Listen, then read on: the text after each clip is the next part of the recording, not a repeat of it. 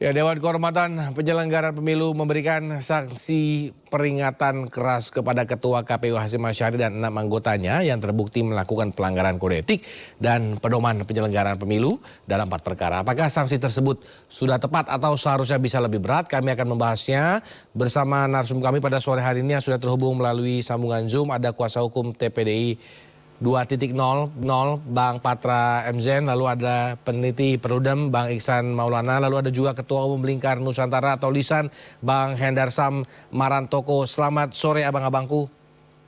Selamat sore. Selamat sore Mas. Bang, ya selamat sore juga Bang Patra. Saya ingin ke Bang Patra dulu. Bang, ini awalnya sebenarnya apa dasar pelaporan KPU ke DKPP sebelumnya, lalu terkait dengan sanksi yang sudah diberikan, bagaimana tanggapannya Bang Patra? Jadi saya mau ngomong satu poin awal ya.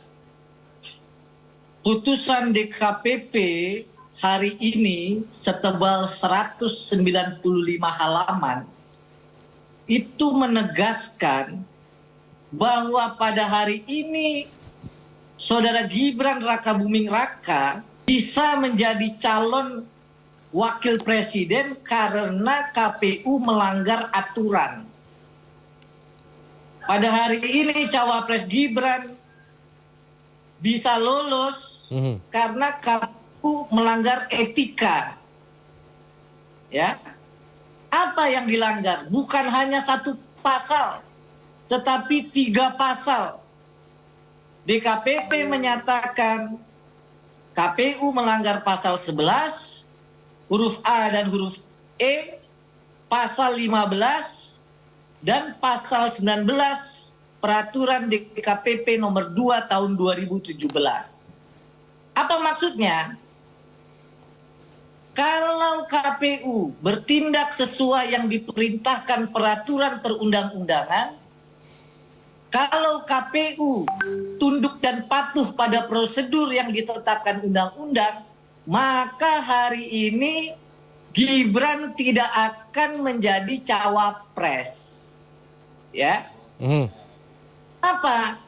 Karena KPU mendaftar dan memverifikasi, menerima pendaftaran dan memverifikasi sebelum peraturan KPU diubah menindaklanjuti putusan Mahkamah Konstitusi nomor 90. Ya.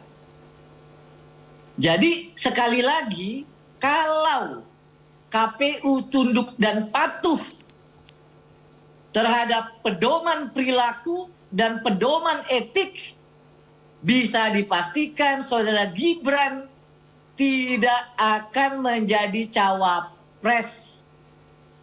Itu poinnya. Yang kedua, bagaimana soal sanksi? Ini juga menjadi catatan kami. Ya, kita apresiasi memberi penghargaan terhadap putusan yang sudah diterbitkan atau diputus DKPP. Ya, kita angkat topi. Tentu ada catatannya, tetap saja ada catatannya. Kenapa? Kalau kita lihat pada 3 April 2023, Saudara Hasyim Asyari ini sudah pernah dijatuhkan sanksi peringatan keras terakhir. Kenapa? Karena ada pengaduan yang bersangkutan melakukan pertemuan dan perjalanan dengan Saudara Hasnaini yang dikenal sebagai wanita emas. Ya. Beliau pada waktu itu adalah Partai Republik Satu yang sedang mengikuti proses pendaftaran. Lah kok bisa-bisanya bertemu dan melakukan perjalanan? Maka DKPP sudah pernah memberikan peringatan keras terakhir. Harusnya hari ini bukan hanya diberi peringatan, tapi sanksinya diberhentikan secara permanen. Karena sudah pernah diberikan sanksi peringatan keras terakhir. Kalau peringatan terakhir ini berjilid-jilid, bukan peringatan terakhir namanya. Oleh karena itu kita himbaulah kepada yang bersangkutan karena sudah melanggar etik 2 kali, mundurlah. Biar Oke. digantikan orang yang lebih lurus begitu. Oke, oke. Saya ingin ke Bang Ihsan. Bang Ihsan, apakah keputusan DKPP terkait hal ini sudah tepat menurut kawan-kawan? Iya, pertama kita perlu sampaikan ya bahwa putusan DKPP itu sebetulnya ada kejanggalan. Gitu. Kenapa bisa disampaikan kejanggalan? Karena bagaimana mungkin ada putusan etik gitu ya yang dikeluarkan oleh DKPP yang memberikan peringatan keras terakhir itu sebanyak 3 kali. Tadi kalau yang disampaikan oleh Bang Patra, misalnya pertama kasusnya Ketua KPU RI dengan Hasnaini, itu peringatan keras terakhir pertama. Lalu ada juga putusan soal keterwakilan perempuan yang digugat oleh teman-teman masyarakat sipil. Ketua KPU juga mendapatkan peringatan keras terakhir kedua. Dan ini adalah bentuk dari peringatan keras terakhir yang ketiga. Nah, jadi kalau ditanya apa harapannya, sebetulnya harusnya DKPP berani mengambil keputusan yang jauh lebih memberikan efek jera ya, khususnya kepada Ketua KPU yang saat ini sudah 3 kali diberikan peringatan keras terakhir. Jadi ini menjadi pertanyaan juga sebetulnya kepada DKPP, bagaimana sebetulnya DKPP bisa memberikan sanksi peringatan keras terakhir bahkan sampai sebanyak 3 kali. Publik akan bertanya, sampai berapa banyak sebetulnya peringatan keras terakhir yang akan dikeluarkan oleh DKPP di tengah situasi penyelenggaraan pemilu yang menuntut ya bagaimana proses penyelenggaraannya yang demokratis. Nah, yang kedua Mas, yang perlu kami sampaikan juga, sanksi etik yang diputuskan DKPP ini tidak berdiri sendiri. Dia ada dasarnya, yaitu dikarenakan Ketua KPU dan 6 komisioner lainnya ada permasalahan profesionalitas.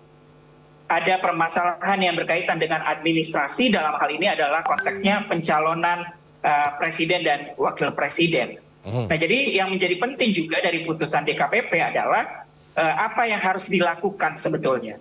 Nah, kalau kami di Perludem mendorong Bawaslu harus menindaklanjuti dan menelusuri apakah memang dugaan pelanggaran profesionalitas yang ditemukan oleh DKPP dan kemudian itu berujung pada sanksi peringatan keras terakhir, itu harus dicari oleh Bawaslu. Apakah memang ada pelanggaran administrasi yang dilakukan oleh KPU dalam konteks pendaftaran Capres dan Cawapres.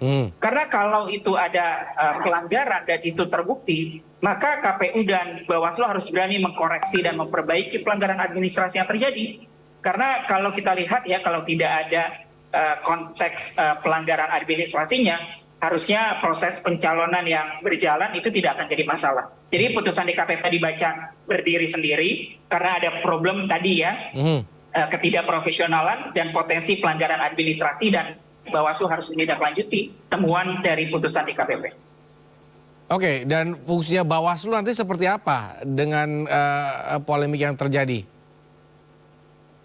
Yang pertama kan di dalam Undang-Undang Pemilu Bawaslu bisa melakukan 2 hal sebetulnya ya dari putusan DKPP ini. Pertama, Bawaslu mengawasi tindak lanjut dari putusan DKPP karena itu perintah di dalam Undang-Undang Pemilu. Dan yang kedua, karena ada kewenangan untuk menindaklanjuti kewenangan pelanggaran administrasi yang melekat kepada Bawaslu, karena tadi ya putusan DKPP membuka ruang bagaimana ada problem terkait dengan profesionalitas dalam konteks pencalonan presiden dan wakil presiden, dan itu bisa menjadi satu temuan baru untuk Bawaslu membuka dan juga menindaklanjuti, menelusuri, bahkan melakukan kajian apakah memang terjadi pelanggaran prosedur tata cara terhadap proses pendaftaran Capres dan Cawapres berawal dari putusan DKPP. Oke, tahan dulu ya. Saya ingin ke Bang Hendar. Bang Hendar, bagaimana reaksinya Bang Hendar setelah ada sanksi dari DKPP kepada KPU sendiri?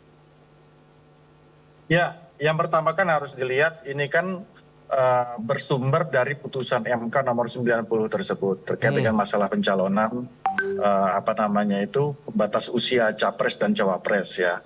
Nah, kemudian hal tersebut kan memang harus ditindaklanjuti oleh KPU ya, dengan cara melakukan konsultasi dengan pemerintah dan DPR. Nah, hal tersebut yang tidak dilakukan oleh KPU sebagaimana mestinya. Kan kalau kita membaca secara mendalam putusan dari DKPP tersebut ya kan, oleh karena itu. Jadi ini kan terkait dengan masalah Kalau saya fair aja. Ini terkait dengan masalah teknis dan administrasi, adanya kelalaian dari pihak KPU untuk melakukan hal tersebut. Karena pada saat itu KPU ya beranggapan DPR masih sedang melakukan reses pada saat itu, sehingga mereka melakukan menyurati kepada ketum partai politik dan lain sebagainya. Jadi ya sudah, memang putusannya seperti itu, ya kita batasi dengan hal seperti itu. Jadi hal yang sifatnya hukum administratif memang kita berdialektika di situ. Tidak berdialektika ke dalam hal yang sifatnya politis dan lain sebagainya. Jadi sesimpel itu aja. Sesimpel itu bahwa ini adalah masalah teknis dan administrasi yang tidak dijalankan sebagaimana mestinya oleh KPU ya. Kemudian KPU menerima pencalonan tersebut. Nah, apakah ya proses pencalonan penerimaan paslon 02 ini dianggap kan gitu loh ya inkonstitusional atau tidak kan kayak gitu kan. Ini kan pasti goalnya gitu kan. Kalau DKPP sudah menjelaskan tidak ada kaitannya dengan paslon 02. Karena apa? Satu, yang pertama bahwa paslon 02 bukan teradu dalam hal ini.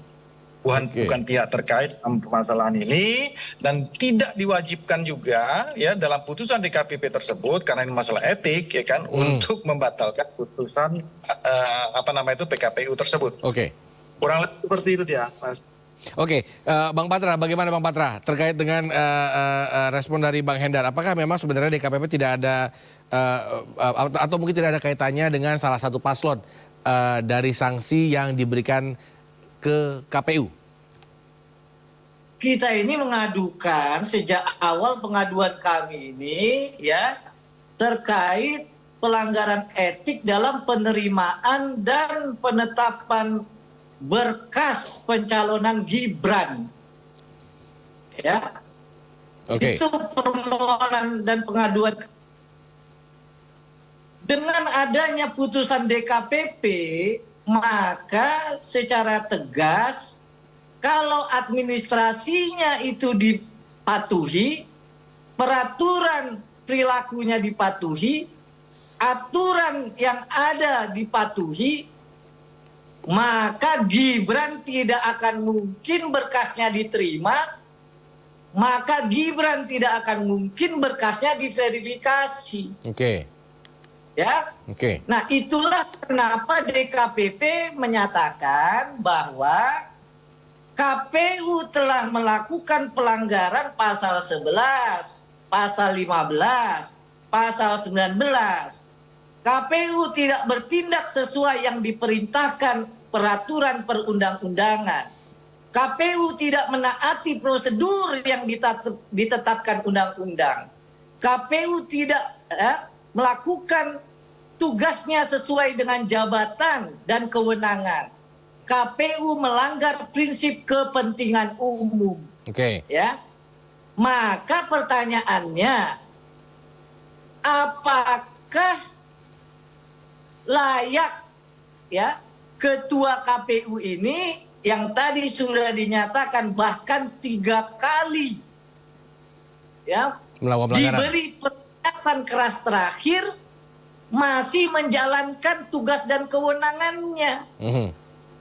Kami dari pemohon pengadu dari awal kami sudah tegas menyatakan bahwa utamanya ketua KPU ini sudah tidak punya legitimasi moral dan etis melanjutkan tugas dan kewenangannya menyelenggarakan pemilu. Nah, oleh karena itu saya sampaikan, silakan aja masyarakat menggunakan putusan ini mengajukan upaya hukum untuk pembatalan, bisa. Ya. Dan juga masyarakat bisa menggunakan penilaian ini ya apa layak memilih cawapres yang bermasalah. Nah, itu maksudnya. Itu enggak cara soal batal membatal, enggak. Cuman ketegasan bahwa dengan adanya putusan DKPP ini ya semestinya kalau tunduk dan patuh pada peraturan tidak mungkin Gibran Oke, Bang Patra. Nah, baik, kami memiliki kendala komunikasi. Saya ingin ke Mas Ihsan. Bang Ihsan. Tadi Bang Patra membicarakan atau berbicara tentang pembatalan. Apakah hal tersebut mungkin dilakukan mengingat kita sudah seminggu lagi akan melakukan pemilu? Lalu bagaimana sanksi ini kalau memang inginnya dipecat seperti itu?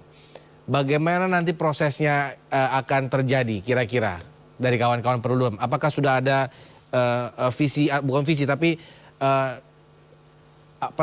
bayangannya seperti itu?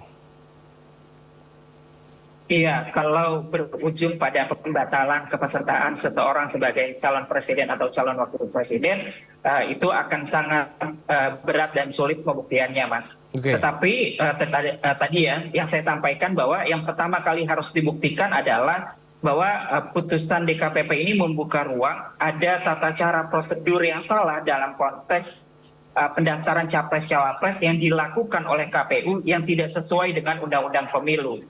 Sekalipun itu ada putusan MK 90 ya, tetapi kita tidak boleh lupa bahwa putusan MK dalam konteks teknis penyelenggaraan pemilu gitu ya, PKPU yang menjadi dasar KPU untuk melakukan proses pendaftarannya masih mengacu pada aturan yang lama. Jadi kalau bicara soal apakah nanti akan didiskualifikasi gitu ya atau seperti apa, ini yang sebetulnya perlu dijawab oleh Bawaslu. Jadi Bawaslu harus sesegera mungkin sebetulnya menindaklanjuti dan juga melakukan kajian terhadap tadi potensi tata cara prosedur yang dilanggar oleh KPU dalam konteks pendaftaran capres-cawapres. Nah, nanti di sana akan terlihat sejauh mana signifikansi sebetulnya tata cara prosedur yang dilanggar oleh KPU begitu ya. Dan apakah itu akan berimplikasi pada misalnya tadi melakukan diskualifikasi salah satu calon presiden dan wakil presiden, atau memang sanksi lain gitu ya yang bisa diberikan. Jadi kita supaya jauh lebih jelas dan lebih terang, Bawaslu perlu segera menindaklanjuti putusan DKPP ini dulu. Oke, tapi berarti Mas Ihsan mengatakan bahwa misalkan pembatalan Gibran ini dengan sanksi ini kemungkinan besar tidak akan terjadi, begitu ya Mas Ihsan? Bukan tidak mungkin terjadi, saya agak ragu melihat Bawaslu kondisinya hari ini. Karena kalau Bawaslu berani dan juga sudah melakukan pengawasan secara efektif, Mas, harusnya putusan DKPP ini tidak keluar, gitu ya, tidak sampai pada peringatan keras terakhir, gitu ya. Kalau Bawaslu melaksanakan kewenangan pengawasan di dalam tahapan pencalonan presiden dan wakil presiden. Tapi kan Bawaslu juga lalai ya mengawasi tahapan pendaftaran capres dan cawapres gitu. Akhirnya karena Bawaslu tidak melakukan pengawasan secara maksimal, padahal ada potensi pelanggaran administrasi di sana yang terjadi, akhirnya saya memahami betul kenapa akhirnya lari ke DKPP begitu ya. Karena satu mekanisme untuk mengkoreksi melalui mekanisme pelanggaran administrasi tidak berjalan.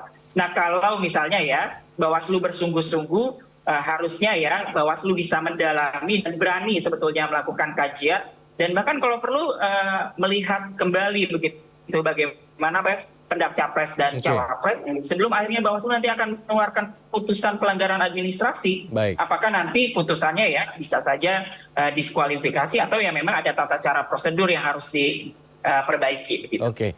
Oke. Bang Hendar terkait dengan tadi statement dari kedua narsum lainnya, apakah ada komentar terkait itu, mungkin juga terkait dengan misalkan bahwa ada kemungkinan mungkin nanti salah satu paslon bisa didiskualifikasi kalau memang berujung panjang? Ya, yang satu yang harus kita jernihkan bersama ya, yang bermasalah itu bukan paslonnya, yang bermasalah itu penyelenggaranya, dalam hal ini KPU. Ya, berdasarkan kalau kita konteksnya di KPP, jadi paslon ini nggak salah apa-apa. Ya, apabila KPU tidak menjalankan ya kan, putusan MK yang konstitusional tersebut, malah penyelenggara pemilu ini dalam hal ini adalah KPU itu sendiri yang bermasalah. Ya kan. Nah, kalau kaitannya itu ada kelalaian dari sisi teknis, yaitu monggo. Saya juga mengapresiasi sikap teman-teman yang sudah melakukan koreksi terkait dengan hal tersebut. Tapi kalau tujuannya politis, ya kan, contohnya mungkin seolah-olah ya kan menyerahkan ada cacat moral ya dari paslon tertentu Ya. ya kan, ya itu salah kaprah karena yang bermasalah bukan paslonnya, yang bermasalah dan ada kelalaian administratif adalah penyelenggara. Ibaratnya kalau kita daftar ya, kita sudah punya legalitas untuk mendaftar, nggak usah mendaftar nih ya kan ke kelurahan dan lain sebagainya kan. Ya. Kita sudah punya legalitas setelah pendaftaran, dan ketika ada permasalahan di kelurahan ya kan selaku pihak penyelenggaranya, bukan kita yang salah. Gitu loh. Ini analogi yang paling sangat sederhana dan mendasar aja kalau kita bicara masalah itu. Tapi kalau ditarik-tarik ke masalah politis, ya itu lain lagi. Oke. Ya kan menilai paslon 02 bermasalah, lain sebagainya itu ya itu lain lagi. Oke. Motif dan muatannya sudah berbeda konteksnya. Kita tidak bicara masalah itu sekarang. Baik. Nah, kalau masalahnya nanti kita kaitkan bahwa siapa silakan masyarakat untuk menilai. Ya kita akan nilai sama-sama. Jernihnya berpikir yang bermasalah adalah penyelenggaranya, bukan paslonnya. Itu yang Oke. paling penting. Baik, terakhir saya ingin dari masing-masing paslon saya ingin closing statement. Pertama dari Bang Patra dulu. Bang Patra, ada closing statement singkat saja terkait dengan polemik yang terjadi pada saat ini. Baik, saya akan tegaskan putusan DKPP pada hari ini telah membuktikan kalau KPU tunduk dan patuh terhadap peraturan yang berlaku, tunduk patuh pada prosedur yang berlaku, maka pencalonan Gibran sudah pasti tidak akan dilanjutkan. Oke. Kenapa? Karena daftar dan verifikasi dilakukan oleh KPU sebelum peraturan KPU-nya direvisi. Ya. Maka sekali lagi saya setuju dengan Bung Ilham. Ya. Mari Bawaslu. Tapi saya mau sampaikan Bang Ilham, di persidangan pada saat tahapan pendaftaran dan verifikasi, Bawaslu tidak dapat mengakses silonnya. Ini juga masalah. Ya. Sekali lagi kita apresiasi dan mudah-mudahan kepada Ketua KPU ya bersikap gentleman, sudah 3 kali ya sukarela lah mengundurkan diri begitu. Oke. Masih ada orang yang baik dan lurus yang bisa ya menjalankan tugas dan kewenangannya menyelenggarakan pemilu yang jujur dan adil. Itu saja. Terima kasih. Baik, Bang Ihsan, terkait dengan polemik yang terjadi pada hari ini, ada closing statement singkat saja Bang Ihsan. Ya, pertama ya DKPP perlu melakukan upaya ya untuk menyampaikan kepada publik. Ini akan menjadi peringatan keras terakhir keberapa kali sebetulnya kepada Ketua KPU. Itu yang pertama. Yang kedua adalah putusan DKPP juga sebagai sinyal sebetulnya bagaimana pengawasan Bawaslu dalam konteks pencalonan itu cukup lemah. Karena itu dibuktikan oleh koreksi yang dilakukan oleh DKPP dengan memberikan sanksi kepada KPU dan 6 komisioner lainnya. Bawaslu perlu segera juga sebetulnya untuk menindaklanjuti dari putusan DKPP, pertama terkait dengan putusan DKPP-nya sendiri, dan yang kedua adalah ada temuan bagaimana proses pencalonan presiden dan wakil presiden ada problem terkait dengan tata cara dan prosedur. Dan itu harus ditindaklanjuti oleh Bawaslu dan menjadi ranah kewenangan Bawaslu untuk memproses sebagaimana pelanggaran administrasi. Sampai situ aja Mas, terima kasih. Baik, Bang Hendarsam, terakhir Bang Hendarsam, closing statement. Ya, oke, terima kasih Mas. Yang pertama, bahwa kita harus jernih dalam berpikir. Ya, kalau memang motifnya ingin mengkoreksi terkait dengan pelaksanaan penyelenggaraan pemilu, kita support habis. Tapi kalau motifnya politis, yaitu maaf, kita harus koreksi dan kita harus jernihkan masalahnya. Jadi kalau dia memang kita konsekuen, DKPP dari pihak pengadu juga sudah menyatakan mengapresiasi putusan dari DKPP tersebut. Tapi harus konsekuen juga. Ketika DKPP menyatakan ini tidak ada kaitannya dengan paslon 02, ya harus diterima juga. Jangan sebagian diterima, sebagian juga tidak. ya kan? Ada memang permohonan-permohonan yang maksimal ya dalam petitum yang tentunya dimintakan oleh para pengadu ini, ya. Tapi tidak semuanya kan diterima, ya. Sampai mungkin ke pembatalan pencalonan dan lain-lain tidak diterima. Dan itu pun belum final. Nah, itu yang sebenarnya harus kita terima dengan berbesar hati. Toh kalau memang ada kesalahan, anggap ini sebagai bingkai koreksi, ya kan, terkait dengan masalah teknis dan administrasi semata, tapi bukan ke masalah politis. Jadi sekali lagi saya tegaskan, yang bermasalah adalah penyelenggaranya, bukan paslonnya. Terima kasih, Mas. Baik, terima kasih Bang Patra, Bang Ihsan, Bang Hendarsam telah bergabung bersama kami pada sore hari ini. Ya, terima Semoga kasih, Bung semakin Patra, jernih Bung Ihsan, pemilu dan Bapak. berjalan dengan Selamat luber sore. dan jurdil. Selamat sore, abang-abangku. Terima kasih. Terima kasih semua. Selamat Waalaikumsalam. sore.